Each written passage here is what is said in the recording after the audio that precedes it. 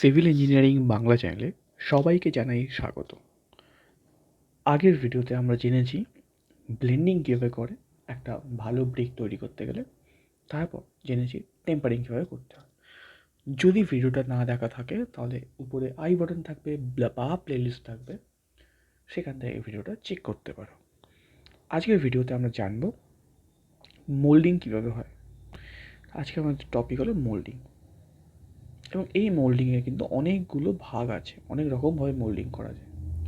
সবগুলি আমরা জানার চেষ্টা করব। মোল্ডিং বেসিক্যালি হলো না,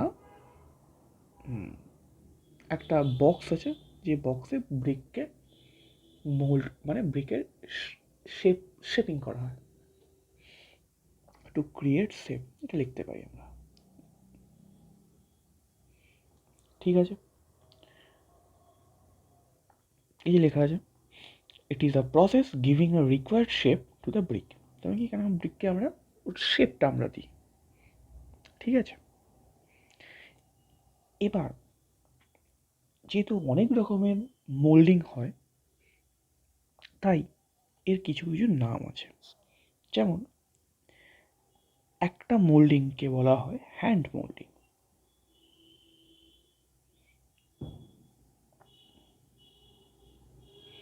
আচ্ছা, আর একটা মোল্ডিংকে বলা হয় মেশিন মোল্ডিং।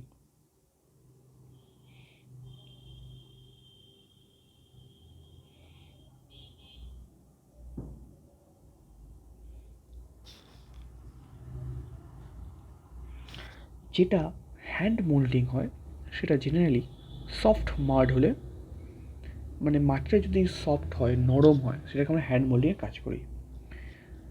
যদি মাটিটা স্টিফ হয়, স্টিফ মাড, তাহলে কি করি, তাহলে সেটাকে মেশিন মোল্ডিং করি। ঠিক আছে, জেনারেলি ফায়ার ব্রিকগুলো এই হ্যান্ড মোল্ডিং বা সফট মোল্ডিংয়ে আমরা করে থাকি। যদি কোনো ব্রিককে ছাদে বা ফ্লোরে বা ওয়ালসে করতে হয়, তাহলে সেক্ষেত্রে আমরা কি ইউজ করব না, ট্রাই প্রেস মেথড ইউজ করব। এটাও এক ধরনের মোল্ডিং। যদি আমরা এইটায় কোথায় ইউজ করি, রুফ মানে ছাদ, আর কোথায়, ওয়ালস আর টাইলসে। ঠিক আছে, আর যদি আমরা স্ট্রাকচারাল অ্যাসপেক্টে যদি আমরা এই ব্রিক ইউজ করে থাকি, তাহলে আমরা তার জন্য মেশিন মোল্ডিং ইউজ করব। তাহলে অল স্ট্রাকচারাল পারপাস। ঠিক আছে, এবার আমরা আস্তে আস্তে ওয়ান বাই ওয়ান জানার চেষ্টা করব। ফার্স্ট হলো আমাদের হ্যান্ড মোল্ডিং।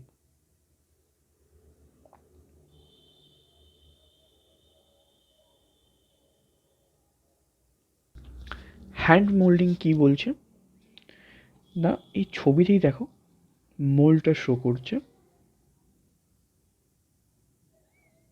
এটা টপ ভিউ দেখলে এরকম হবে, আইসোমেট্রিক ভিউ এরকম হবে, আর এইখানে কিন্তু সেই আমাদের ফ্রগের জন্য গল্পটা দেয়া থাকে। ঠিক আছে, তো এটা বেশি কিছু বলার নেই, ছবিতেই আছে।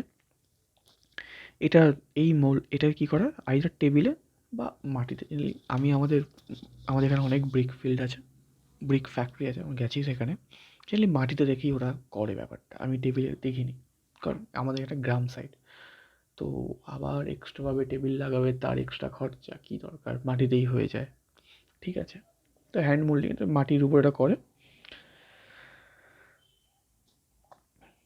এবার এই হ্যান্ড মোল্ডিংকে অনেকে কি গ্রাউন্ড জায়গায় করে, অনেকে টেবিল জায়গায় করে। এর আবার দুটো ভাগ আছে, এক হলো গ্রাউন্ড মোল্ডিং,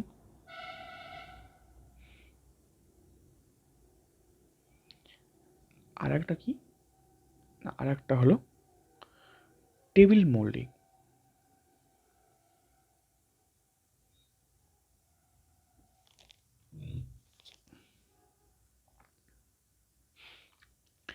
গ্রাউন্ড মোল্ডিংয়ের গল্প কি না, যে মাটিতে আগে করছে,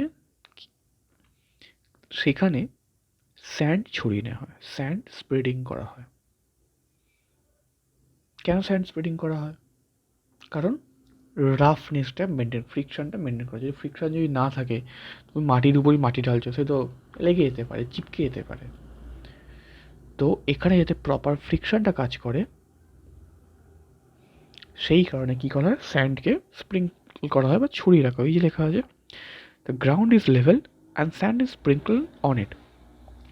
the mould brick are left on the ground on drying, such brick have, আচ্ছা এইখানে কিন্তু কোনো রকম ফ্রগ থাকে না, নো ফ্রগ।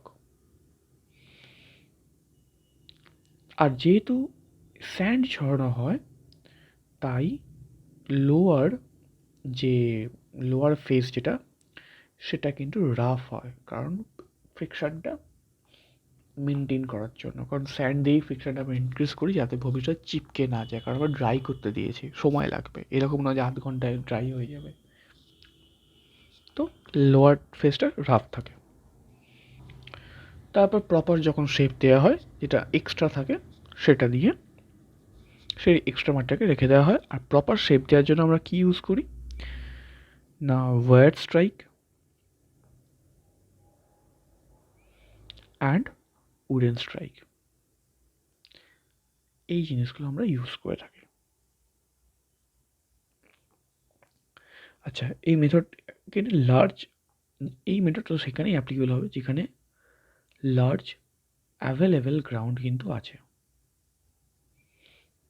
আদারওয়াইজ তোমাকে তোমাকে টেবিলেই করতে হবে সেক্ষেত্রে। আর কি করা হয়, মোল্ডটার ভিতরে যে ইনার সাইড, সেখানে কিন্তু ওয়াটার অ্যাড করা হয় যাতে শেপটা প্রপার হয়, যাতে বলতে পারো যে মোল্ডিংয়ের যে মাটিটা দেওয়া হলো আর কাঠের মোল্ড, যদি প্রপার জল না থাকে তাহলে কাঠ ওখানে জল শুষে নিল, তো ক্র্যাক আসতে পারে। সেই কারণে গাগুলো জল দিয়ে ভিজিয়ে দেওয়া হয়। তাতে কী হয়, এর ময়েশ্চার লস হওয়ার কোনো ব্যাপার নেই। একটা লুব্রিকেন্ট হিসেবে ওয়াটারটা ইউজ করা হয়, তাহলে proper size and shape, I mean শেপটাও পাওয়া যাবে। Water as a use as a lubricant. I hope sand ground moulding হয়েছে। এবার আমরা জানবো টেবিল মোল্ডিং। টেবিল মোল্ডিং গল্প পুরো ব্যাপারটাই টেবিলের উপর হয়, নাম্বার 1। নাম্বার 2 কি, ছবি দিয়ে দেখা যাচ্ছে যে এখানে একটা স্টক বোর্ড রাখা হয়েছে যেখানে কিন্তু ফ্রগ কিন্তু available. The first point, frog available, frog available.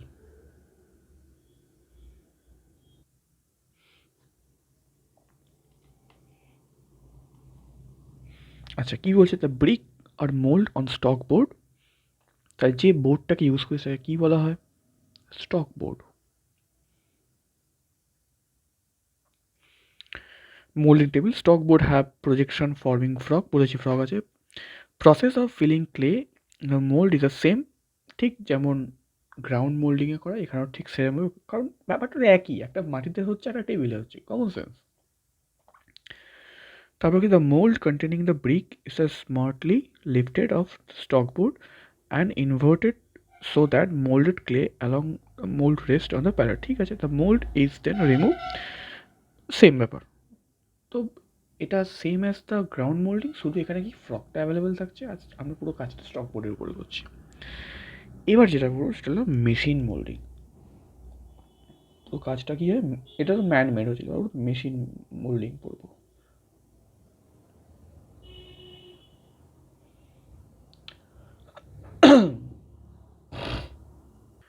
Machine মোল্ডিংয়ে বলবো কি, একটা মেশিন থাকে যেখানে কি থাকে, অগার প্রেজেন্ট থাকে, অগার থেকে বেরোয় এবং সেই কাটতে কাটতে কাটতে কাটতে কাটতে কাটতে বানিয়ে ফেলে।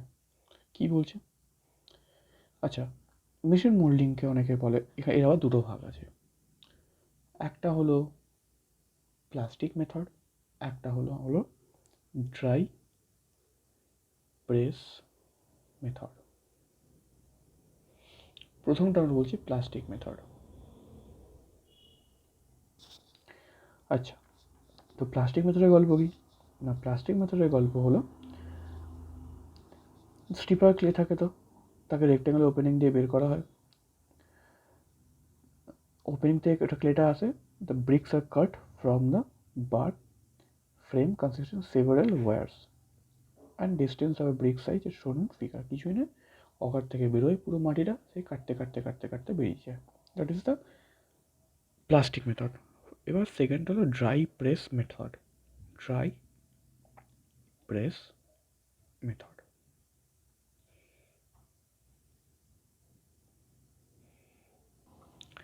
ড্রাই প্রেস মেথড কি? যখন এটা ময়েস্ট হতে হবে এবং পাউডার ক্লেকে ফিল করতে হবে, মেকানিক্যালি অপারেটেড হয়, হাই প্রেশারে কাজকর্ম হয়। তাহলে ফার্স্ট পয়েন্ট হলো এটাকে ময়েস্ট হতে হয় ইউজিং ক্লে পাউডার। আচ্ছা, আর কি আছে না, এটা হাই প্রেশারের দরকার হয়, কারণ লেখা dry press method, dry press কথাটার মধ্যেই প্রেশার আছে। আর এই ধরনের ব্রিকগুলো কিন্তু কি হয়, স্মুথ হয়, কম্প্যাক্ট হয়। কম্প্যাক্ট মানে কিন্তু ডেন্সও হবে, সয়েল পড়লে বুঝতে পারবে। অর্ডিনারি ব্রিকের থেকে এটাই হয়, কিন্তু বার্নিংটাকে খুব কন্ট্রোল ওয়েতে করতে হয়। Control burning needed. কেন কন্ট্রোল বার্নিং নিডেড? কেন কেন কন্ট্রোল বার্নিং না হয় সেক্ষেত্রে কিন্তু ক্র্যাক আসতে পারে। তাই crack may appear for unproper burning. তাহলে এই হলো আজকের আমাদের মোল্ডিং ব্যাপার। তা যেখানে মোল্ডিংকে আমরা 3 ভাগে ভাগ করেছিলাম, হ্যান্ড মোল্ডিংকে আবার 2 ভাগে ভাগ করা হয়েছে এবং মেশিন মোল্ডিংকে 2 ভাগে ভাগ করা হয়েছে। ঠিক আছে, আশা করি ভিডিওটার মধ্যে কোনো রকম ডাউট থাকবে না। যদি ডাউট থাকে আমাকে অবশ্যই জানিও, বলে দেবো। নেক্সট দিন আমরা পড়বো ড্রাইং অফ দ্য ব্রেকস। ঠিক আছে, আর ভিডিও যদি ভালো লাগে তাহলে বন্ধুদের শেয়ার করো। ভিডিও দেখার জন্য অসংখ্য ধন্যবাদ। দেখা হচ্ছে পরের ভিডিওতে।